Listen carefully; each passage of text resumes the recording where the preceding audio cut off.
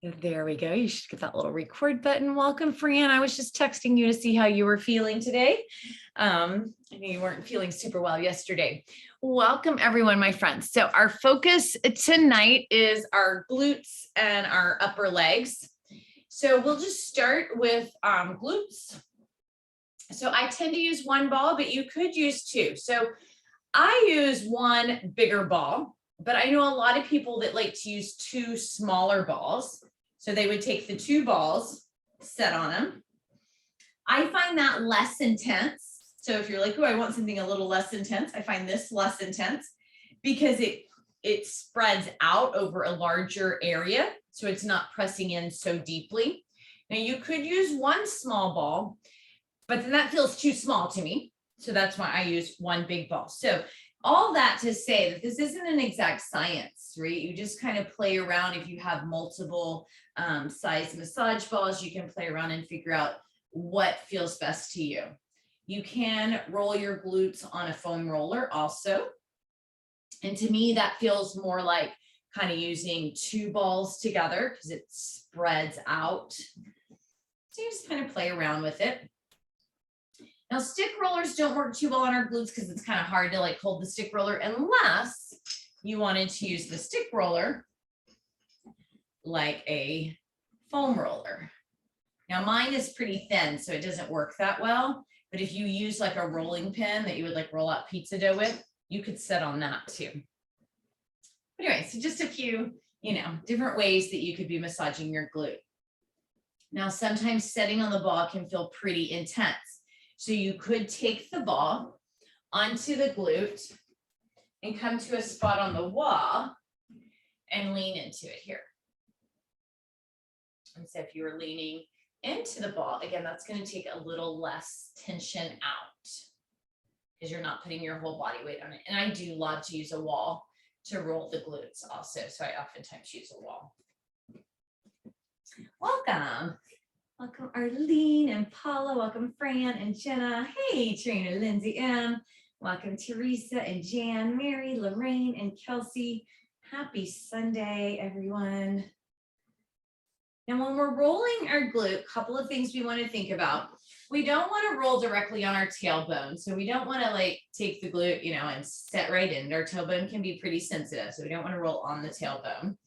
And if you come up a little higher where it's a little bonier here around your sacrum, you can roll there. But again, you want to be very careful because it's bonier. So if I'm going to roll my sacrum, I'm usually kind of holding my body weight up. So if I were laying down here, I'd be kind of holding my body weight up a little bit so that I get a light roll across the sacrum, or I would use a wall. So anywhere it's bonier, we don't want to really press in and like bruise the bone.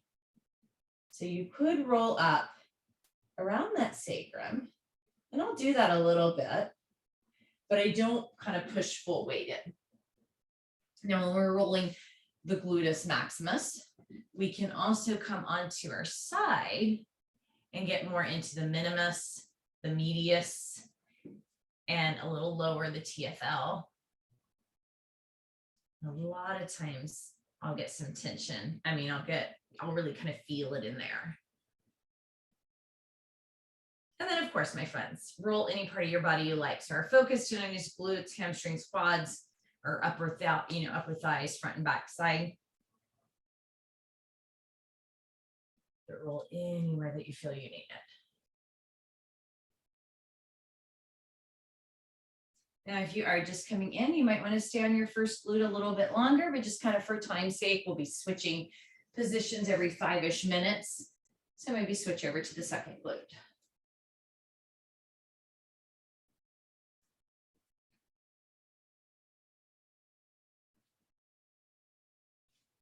Remembering you can use the wall, so rolling on the wall. You could do this laying down, you don't have to set up. I just tend to set up when I roll my glute. Also lay down. If you've got a shirt like mine, just keeps getting in the way, I just tuck it in, put it out of the way so it doesn't get tangled up in the balls. So most of you are pretty regular, so you hear all these things I say every week, week after week, but I do like to repeat some things that, in case anybody's new or just missed it. So just those rules of thumb. Remember, rolling any area kind of 5 to 10 minutes. We go about 5 minutes in here just to cover multiple areas of our body. But if your glutes are really tight, you could spend 10 minutes all on one side because you've got, gluteus maximus coming through the side, and then 10 minutes on the other side. And then probably move on, let the body kind of have its rest time, and then you could come back to it the next day. So really tight parts of my body, my back and my glutes, I tend to roll almost daily when I have time. It doesn't, happen every single day, but you can roll them days in a row. If you find, a tight trigger point spot, you don't want to over agitate it. I'm going to stay right here on this one spot for 30 minutes because then the body's going to have the reverse effect. It's going to be like, okay, it was good for a while. Now it's just annoying, right? Kind of like life in general. To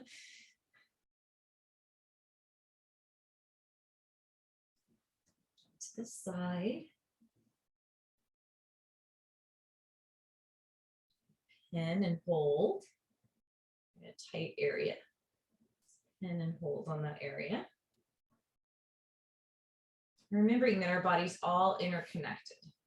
So rolling in the glutes can have effect throughout your entire body. Welcome, Valerie. Welcome, Linda.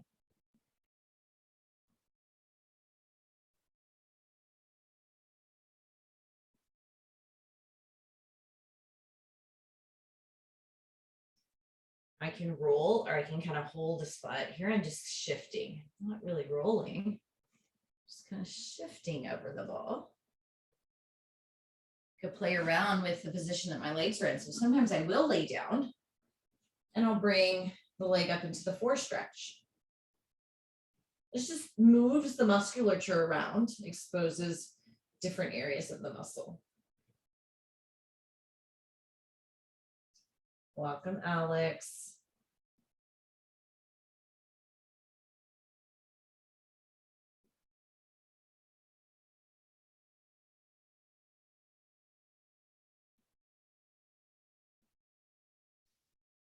And breathe. And make sure that we're circulating the oxygen through the body using our breath. And then also you want to make sure you're drinking plenty of water all the time, every day, but especially for rolling, right? We're breaking up some of that scar tissue. We're then, flushing it out. Our body's really good at, taking up what it doesn't need, flushing it out, and water is a great medium for that, right? We want to make sure that we have plenty of fluid. Welcome, Christine.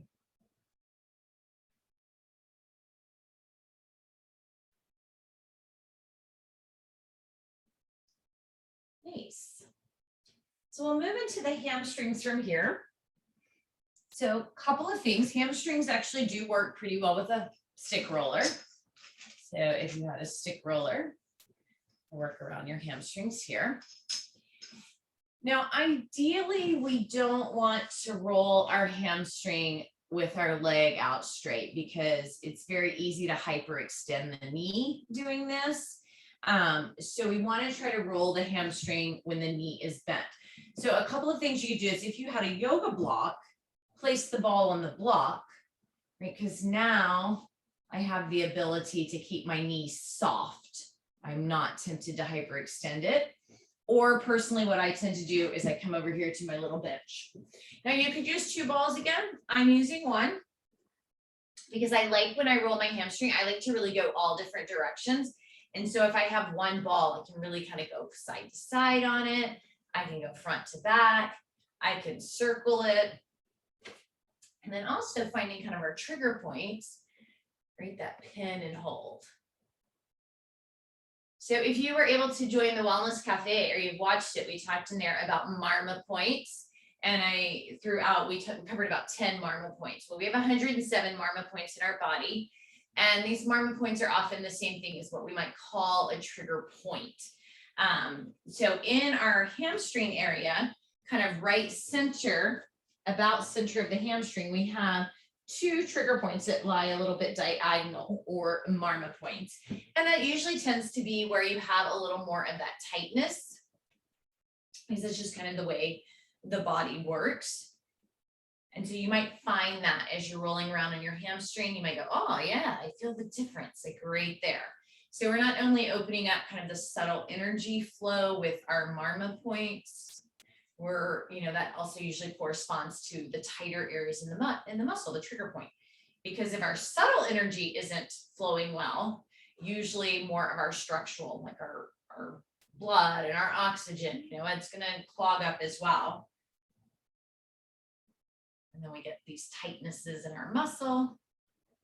And so it works really nicely to kind of focus in on those trigger point areas.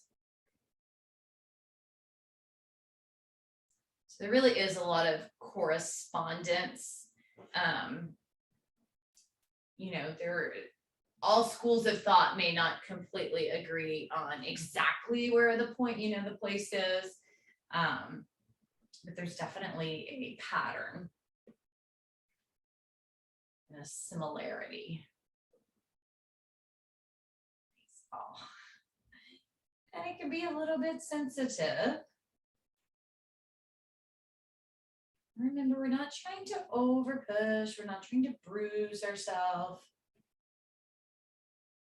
We're just trying to get the tissue, the muscle, and then therefore the subtle energy to be able to flow better.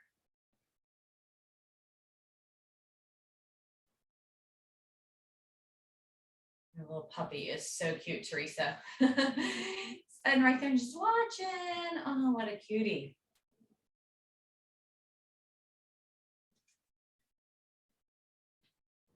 Pressure.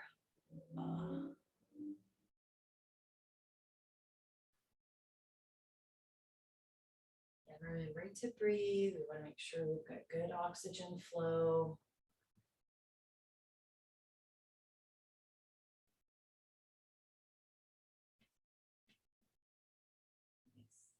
And then we'll just switch over to the other hamstring.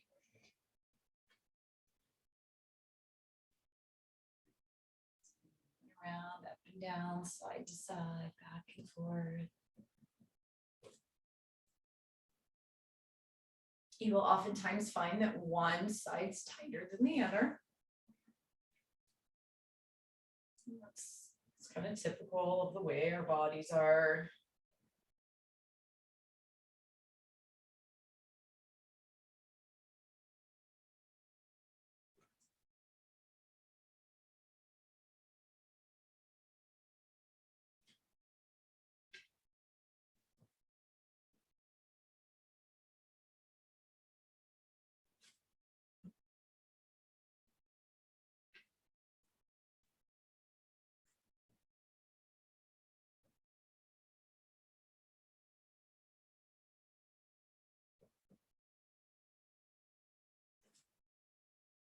Pausing to hold. Thinking about that scale, 0 to 10, right? 9, 10, that's where we're clenching our jaw, we're holding our breath because it's just too intense. We're not going there. Finding at kind of 5 to 8-ish. So I view this class as preventative. If you do have a torn muscle or something like that, rolling can be very helpful, but I would always advise check with your doctor on that, because there are times when you shouldn't roll. There are times when you should back off, let things rest and recover first for a couple of days, right, and then move into rolling. Also, things like fibromyalgia, in the middle of a fibromyalgia flare, you may not want to roll during that time. Right? So any type of autoimmune that might be flaring, that may not be the time to roll. So always check with your doctor if you have any concerns. If you roll and you're like, oh, I'm just really bruising myself and I don't mean to be, check on those types of things. But if you, in general, kind of, if you notice you're like really bruising yourself, don't roll so hard. Maybe use a stick roller instead of pressing into the ball, or here I'm really pressing in, that might be too much. Maybe I lighten up, I'm taking a little pressure off. My leg is resting gently on the ball as I roll over. So, just checking in with yourself. It's definitely not a no pain, no gain. It doesn't always have to be more pressure.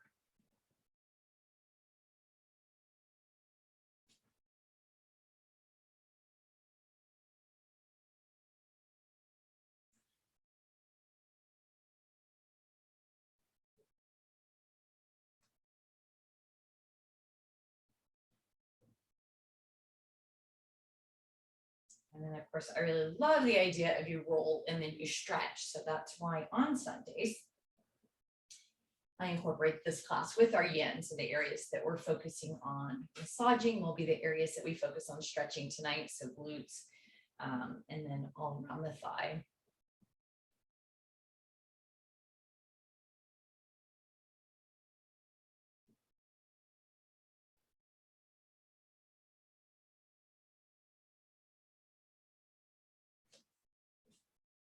So just to share a little bit of a success story with you, my son injured his hamstring a while back.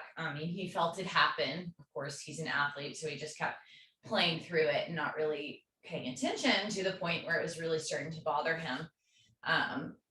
So I told him to roll it, but he's 15. So I've been massaging it for him, which I would not do. I can do it because he's my son, right? I'm not a massage therapist. But we've been working it almost every night for about a week.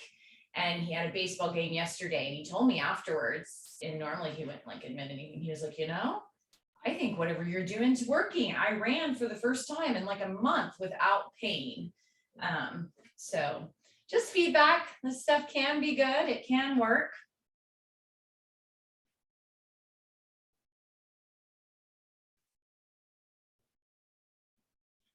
Nice. So we're going to move into kind of quad, inner, outer thigh now. So another great area that a stick roller works well, right? And you can just kind of work your way around back and forth. So we'll kind of do one whole area, outer, top, inner, and then we'll do the other one. Using your hand can work really well on this part of your body, right? You can use your knuckles. I sometimes use my elbow.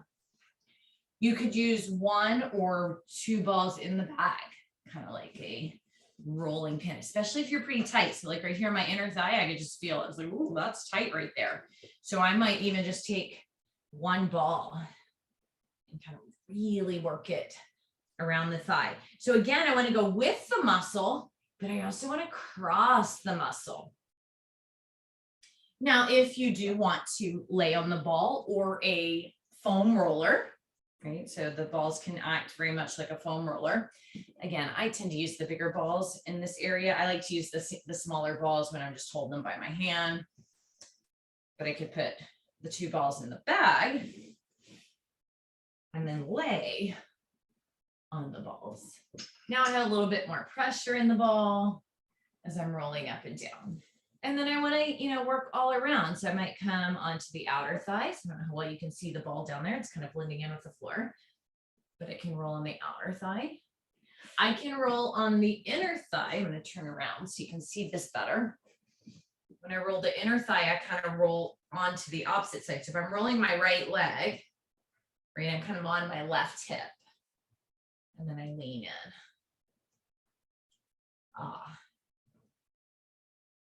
So I can do it this way, but I can also be seated, use one or two balls or a stick roller, my elbow. Again, I can really play with the position of my leg. So maybe bending the knee, maybe straightening the knee. And being aware of hyperextending, but typically you're not going to hyperextend in this position. If we're going to hyperextend, we tend to do it if we're getting our hamstrings just because of the body position that we're in.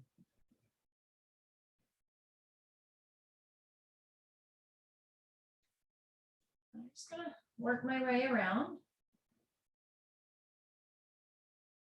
Up and down the leg. Again, you're going to have places where it feels a little more tender.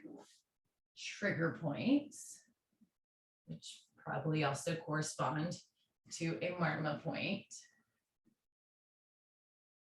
There are some pretty good apps. I have an app on my phone. I think it's just called Trigger Point, and it'll show you where the trigger points are. So where you're, where the tendency. So it's really cool. It'll show like you look up in the area, like there'll be a blue area. You're like, oh, my pain is here, in this blue area. And then it'll tell you kind of what the trigger point is that corresponds to that area. So where you can kind of really tune into your massage. It doesn't talk about Marmala points or anything like that. It refers to everything as trigger points, but it's a cool little app. And I've had it a really long time, and I can't remember if I paid for it. If I did, it wasn't much, because if I do pay for an app, I don't pay much for it. But I use it all the time.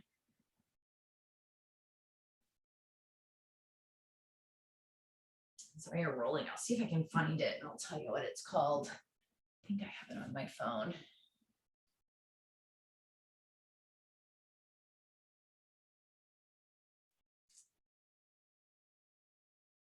Yes, it's just called Trigger Points.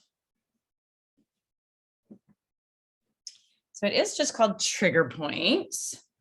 I'll hold this up to like the camera. I don't think that's going to show very well. It's like the top of a person's head is what the app looks like. But I think if you just type in Trigger Points, if that's just, something that you might be interested in, and then it's like really cool. It shows you all the it's got a little person there, and from the front or the back, and you can like clip on a point, and it's like, this is the trigger point. So if you hurt here, this is the place to roll. So it's just a fun, cool little app. If anybody's interested. All right, and then we'll just start to switch over to the other leg for kind of our final 6-ish minutes or so. Now quads, like we're rolling our inner, outer thigh, our quad all in one. So you really could spend, a good 10 minutes, maybe even 15, right? This is a large area of our body. So that 10-minute rule of thumb, right? If I'm kind of considering this whole upper part of my leg and it was really tight, I may spend 10 to 15 minutes there.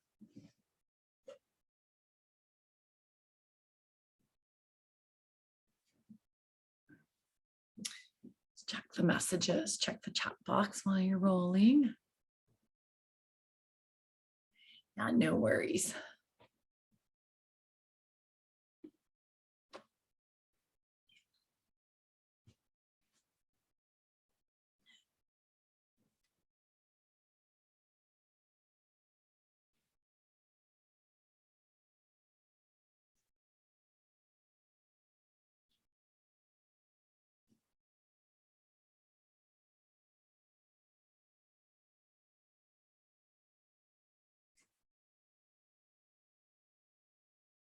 And sometimes you realize that you were a lot more tight than you thought you were. All of a sudden I'm rolling here and I'm like, whoa, I'm really tight in the right quad anyway.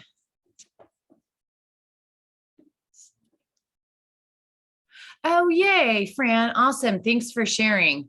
So after our Marmala point, little information on Friday, Fran had asked, she's like, what would I do specifically for such and such?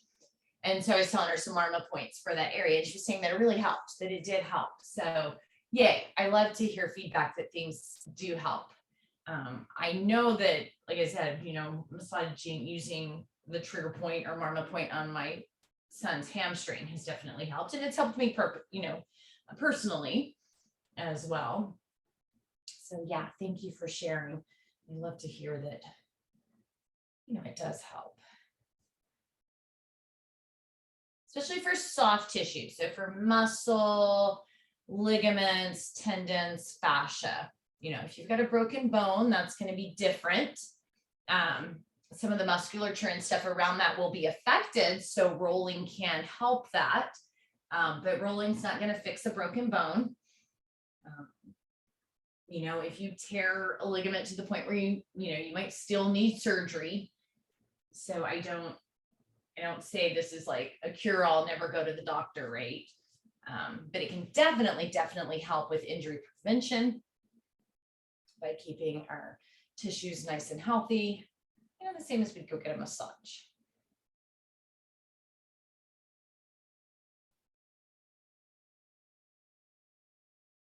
I do find personally when I start to get a little bit of knee pain, so occasionally I'll start to get kind of a little stabbing pain in my knee. And I'm like, oh, it's probably the ligaments down in the knee. I find if I roll the area above that, that pain will go away. I've never had it not go away. If something were, completely torn ACL or something like that, I'm assuming you would probably need more than just rolling. But as soon as I start to get the hint of a little knee pain, I'm like, oh, something somewhere is tight. It's pulling on those ligaments. So I roll, and every time thus far, it has worked. I usually notice it. I saw you kind of nodding, Alex. I usually notice that knee pain when I'm cycling. And then I'm like, oops, I better roll. I'm tight somewhere above there. And it goes away.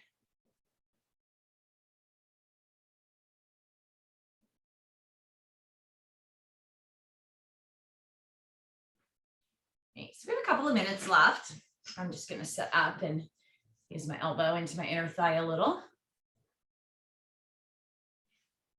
But you can continue wherever you are, or maybe you're like, oh, I really need to go back to my glute, then go back to your glute.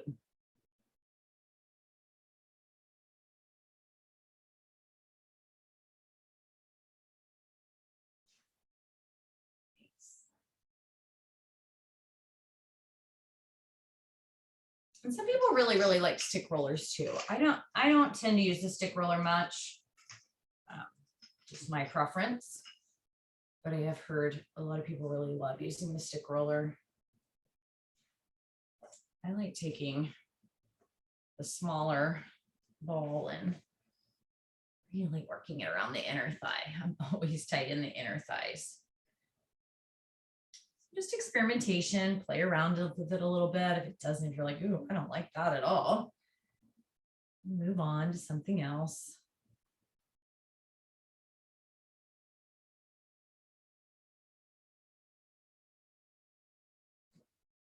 If you are newer, we cover the whole body in about a 4-week time period. So last week we kind of did feet, calves, shins.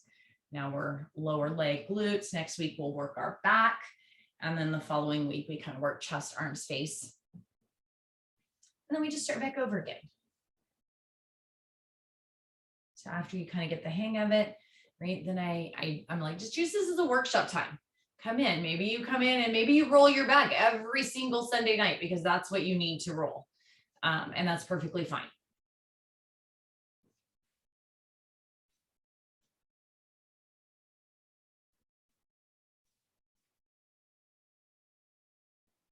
And then we'll always group the yin with it. So coming up here in just a few minutes for yin, we'll really make sure that we stretch our glutes, our legs, our thighs. So this class is just about over, officially a few seconds. I'll log you out, so feel free to keep rolling and then just log in for yin when you're ready. We are going to be stretching our hamstrings tonight. I'll say it at the beginning of yin, but as you're logging out of here, if you want to get a strap, a belt, a tie, can come in super handy as we stretch our hamstrings. So have a fabulous day. If you are headed out, have a wonderful rest of your Sunday, and I'll see many of you in just a couple of minutes. Bye, everybody.